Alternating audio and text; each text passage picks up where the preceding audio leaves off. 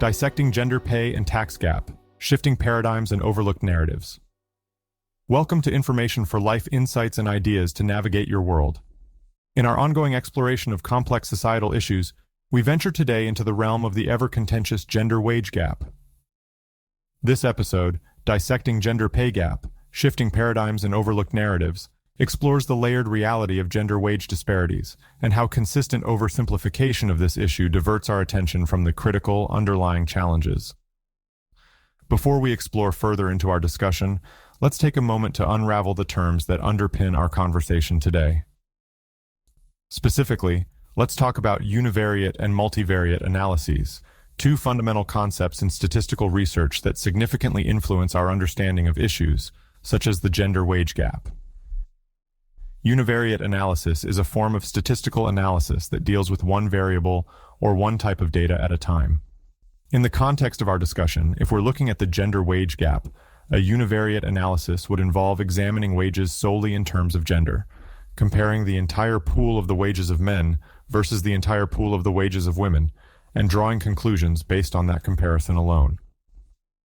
It's a single variable analysis, which, although simple and easy to understand, is designed to lead to further analysis, yet leads to oversimplification of complex issues, and is easily misconstrued as correlation driving causation. Bytwerk, 2004. Consider the gender wage gap again. Yes, on average, women tend to earn an overall pool of money that is less than men's overall pool of money. That's a fact. But when we examine wages purely based on gender, we fail to consider other far more important influencing factors, such as occupation, education, experience, and hours worked. This oversimplification distorts the reality of the issue, suggesting a cause and effect relationship where one may not exist, or oversimplifying a multifaceted issue. For example, with a univariate analysis, there's also a significant gender tax gap.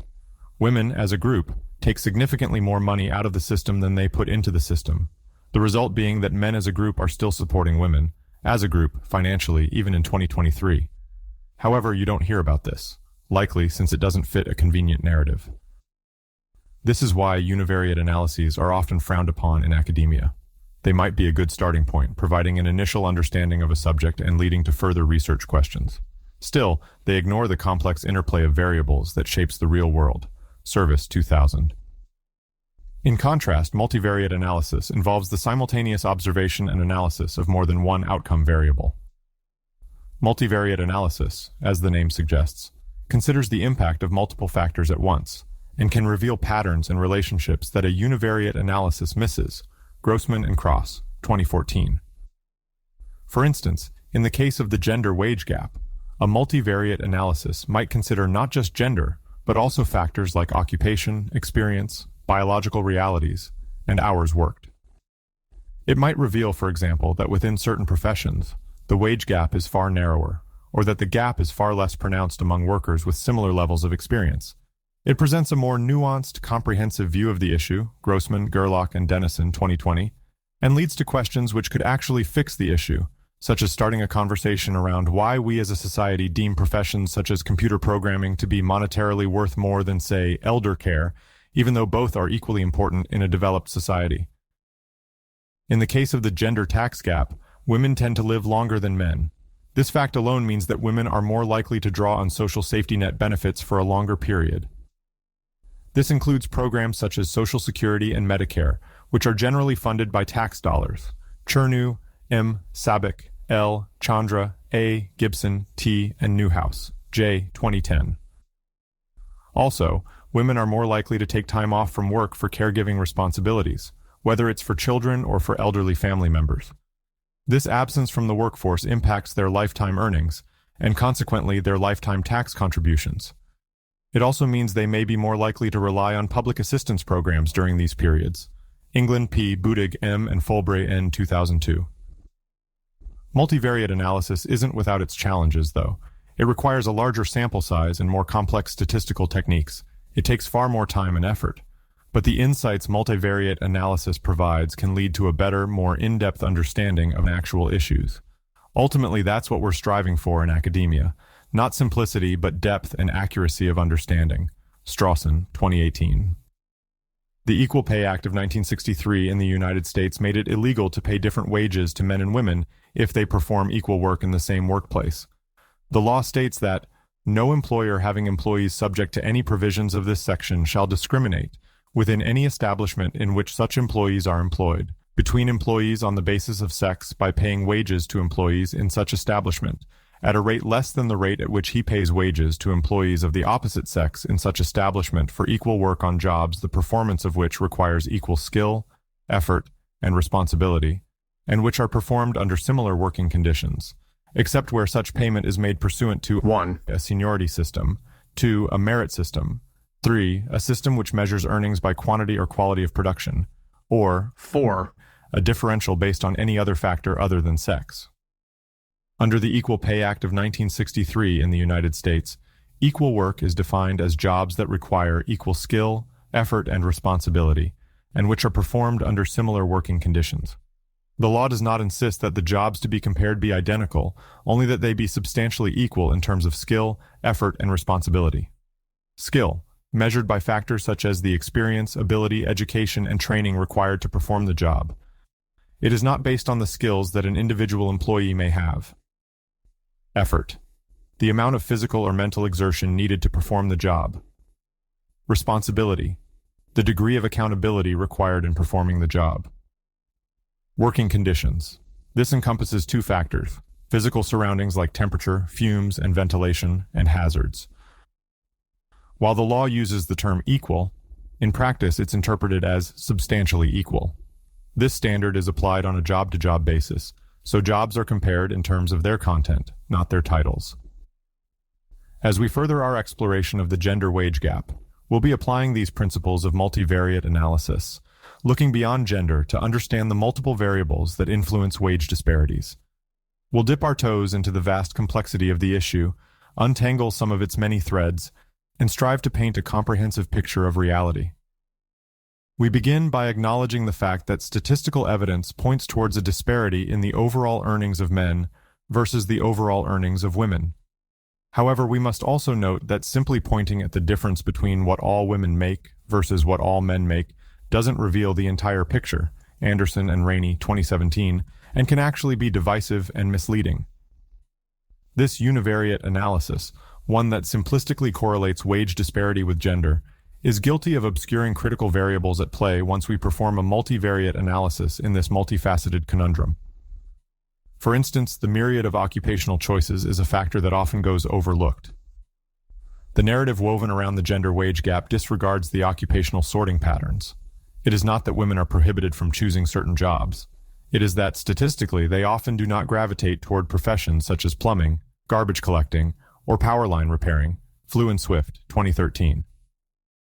Here is a list of male-dominated jobs, defined as being more than 50% populated by men, and their corresponding median annual incomes as of 2021. This data was gathered from databases such as the U.S. Bureau of Labor Statistics, Glassdoor, PayScale, and Indeed, and can vary greatly based on region. Pilots, $121,430. Nuclear facility workers, $108,370. Oil rig workers, $86,000. Power line installers and repair workers, $72,520. Ranchers, $67,950. Agricultural managers. Farmers, $67,950. Agricultural managers. Police officers, $65,170. Morticians, $58,310. Electricians, $56,180. Cell phone tower repairers, $56,000. Plumbers, $55,160.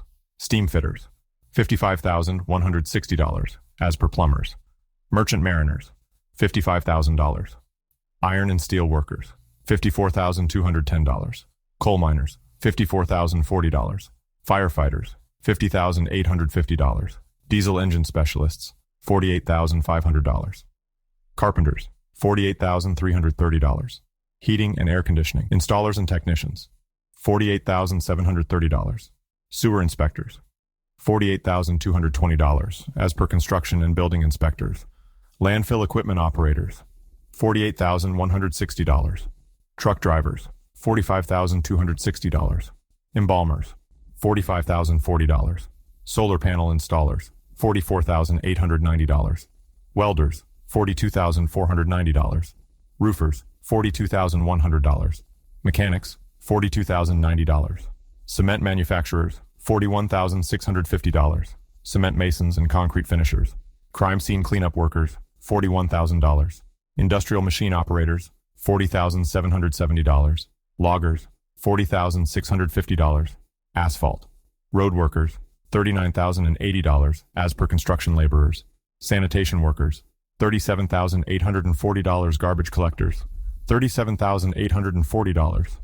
Millers, $35,600 as per food and tobacco roasting, baking, and drying machine operators and tenders. Crab fishers. Income can vary greatly, $35,000 as a rough estimate. Charcoal makers, $33,100 as per production workers. Livestock sperm collectors, $31,590 as per animal breeders. Roof and gutter cleaners, $31,200 as per janitors and cleaners. Portable toilet cleaners, $31,200 as per janitors and cleaners. Renderers, $31,200 as per meat, poultry, and fish cutters and trimmers. Landscapers, $30,440. Ground maintenance workers, $30,440. High-rise window washers, $28,920. Security guards, $29,680. Slaughterhouse workers, $28,450, as per meat, poultry, and fish cutters and trimmers. Soldiers, varies based on rank and years of service. Urine farmers. This median salary data was not available, unfortunately, but a quick search on ZipRecruiter suggests the hourly rate is between $13 to $33 an hour. Now let's explore some female-dominated industries, defined as being more than 50% populated by women, and their corresponding median annual incomes as of 2021. Again, this data was gathered from databases such as the U.S. Bureau of Labor Statistics, Glassdoor, PayScale, and Indeed. Physicians and surgeons, $208,000 a year. Pharmacists, $128,090. Human resources managers, $116,720. Nurse practitioners, $109,820. Veterinarians, $95,460. Occupational therapists, $84,950. Speech-language pathologists, $79,120. Clinical counseling and school psychologists, $78,200. Dental hygienists, $76,220. Registered nurses, $73,300. Insurance underwriters, $70,020. Dietitians and nutritionists, $61,270. Public relations specialists, $61,150. Special education teachers, $61,030. Librarians, $59,500. Elementary and middle school teachers, $59,420. Kindergarten teachers, $56,850. Paralegals and legal assistants, $51,740. Social workers, $50,470. Child, family, and school social workers, $47,390. Health educators, $46,910. Medical records and health information technicians, $42,630. Dental assistants, $40,080. Medical assistants, $34,800. Preschool teachers, $30,520. Please note that while these occupations are defined as female-dominated, it does not mean that all roles within these occupations are primarily filled by women, and also this varies by region and other factors. Furthermore, the figures given are median incomes, and individual earnings can vary widely based on factors such as level of experience, geographical location, level of education, and others. The labyrinth of life choices has countless corridors, each leading to different doors of opportunity. We see that men disproportionately opt for doors leading to higher-paying occupations in technology and hard sciences, such as petroleum engineering. There is a certain allure to the dangerous, the physically demanding, and the outdoors, and it is towards these occupations, construction, oil field workers, commercial fishing, logging, a pull that men, more often than women, seem to answer. Grossman, Gerlach, and Dennison, 2014. But it's essential to see beyond the allure of these jobs. These decisions, daring and often strenuous, come with their own tales of triumph and tribulation. They carry financial rewards, yes, but they also present risks, often substantial risks, both physical and emotional, sometimes at the cost of personal fulfillment or work-life balance. The perceived wage gap then often becomes a reflection of these choices, choices that involve long, grueling hours, unfavorable shifts, and extensive traveling. Pursley, 2017. Men are often found occupying jobs with minimal human contact and dirt under their nails, embodying roles as prison guards, steel workers, and truck drivers. The value of long, unforgiving hours, harsh shifts, and the willingness to travel extensively often contribute to the perceived wage gap. Pursley, 2017. Looking closer, the story unfolds in even more complexity. Other factors come into play, such as experience in the current occupation, recent uninterrupted experience with the current employer, and frequency of work absences. Grossman, Gerlach, and Dennison, 2014. It's not just about who does what job, but also about who's been doing it longer without interruption, and who's more likely to show up every day. Again, this is not a declaration that women are averse to these jobs or incapable of doing them. It's a reflection of statistical reality, and it points towards a deeper issue that we need to address. Why are certain professions so heavily gender segregated? What social norms and expectations are pushing men towards certain jobs and women towards others? Let's dive into some potential reasons behind these trends. Socialization and gender stereotypes. From a young age, girls and boys are often subtly guided towards different interests and fields. Toys, books, and media can all contribute to this. Girls may be encouraged to play with dolls and cooking sets, nurturing their caregiving instincts, while boys are often given toys like cars and building blocks, which are linked to fields like engineering and mechanics. Over time, these early experiences can shape our understanding of what jobs are appropriate or desirable for our gender. Croft, A., Schmatter, T., and Block, K. 2015. Educational choices. These early gender stereotypes can later influence educational choices, with young men and women being steered towards certain fields. For example, men are often overrepresented in fields like engineering and computer science, while women often dominate in fields like nursing and education. These educational choices can directly impact career paths. Stowett, G. and Geary, DC, 2018. Workplace cultures. Certain industries are notorious for their macho workplace cultures, which can be hostile to women. For example, women in male-dominated fields often report feeling like they need to prove themselves to a greater extent than their male colleagues. On the flip side, men entering female-dominated professions might be stigmatized as well. Eli, RJ, Ibarra, H., and Kolb, DM, 2011. Structural and practical challenges. Practical issues like the lack of maternity leave, inflexible work hours, and the expectation to work long hours can make certain jobs less appealing to women, who are still often expected to shoulder a significant amount of domestic and caregiving responsibilities. Conversely, men might be dissuaded from entering female-dominated professions like nursing or teaching due to lower pay and prestige. Williams, J.C., 2010. In addition, there are evolutionary and biological factors at play here, which should not be overlooked. From an evolutionary perspective, some researchers argue that traditional gender roles have roots in the survival strategies employed by early humans. For example, men might have been more likely to take on high-risk tasks, such as hunting, that had the potential for high rewards to include the attraction of a mate, while women might have focused more on tasks that ensured the immediate survival of themselves and their children, like gathering food and caring for offspring. These roles could potentially have shaped the evolution of physical and psychological traits in ways that still influence modern gender disparities in occupations. Biological factors such as hormones can also influence interests and behavior. For example, testosterone has been associated with competitiveness, motivation, and the desire to achieve, in addition to an increased willingness to strive for status and success, risk-taking, often necessary for innovation and leadership, and dominance. These are all traits that might draw individuals to certain types of work. In addition, testosterone is linked to spatial abilities, such as mental rotation and spatial visualization. Men generally perform better on these tasks than women, and some researchers attribute this partially to testosterone levels. Gucci and Kimura, 1991. Conversely, estrogen, linked to enhanced cognitive function and possibly playing a protective role against Alzheimer's disease and dementia, and oxytocin, associated with trust and empathy, and shown to reduce stress and anxiety levels, associated with relaxation and mental calm, have been linked to nurturing and social bonding behaviors. which might influence other occupational choices.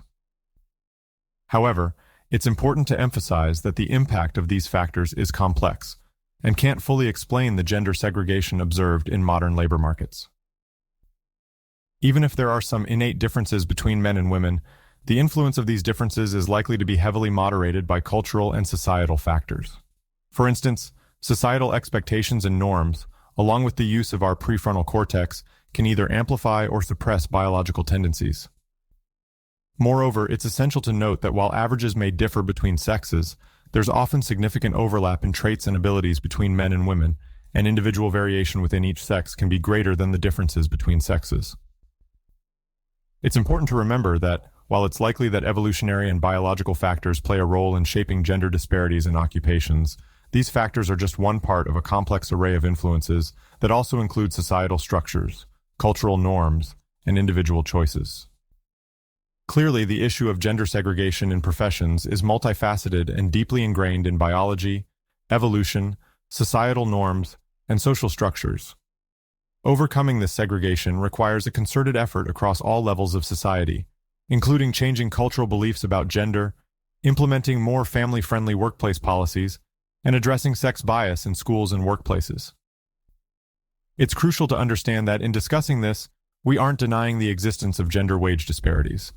We are calling for a more nuanced conversation, one that takes into account myriad factors that influence men's and women's career decisions, and ultimately their earnings. Service 2000. When we examine the wage difference between all men and all women, it's crucial to move beyond simplistic, single-variable analyses. We need to explore deeper and refrain from setting men and women in opposition to each other. Only by understanding and appreciating the complex nature of this issue can we begin to unearth the real truth and potentially pave the way for meaningful, transformative change. Remember, despite what some may argue, our interdependence is a fact of life. We all need one another, and we each have unique strengths that we can bring to the table. Thank you for joining us on Information for Life. Tune in next week as we continue our exploration into insights and ideas to navigate your world.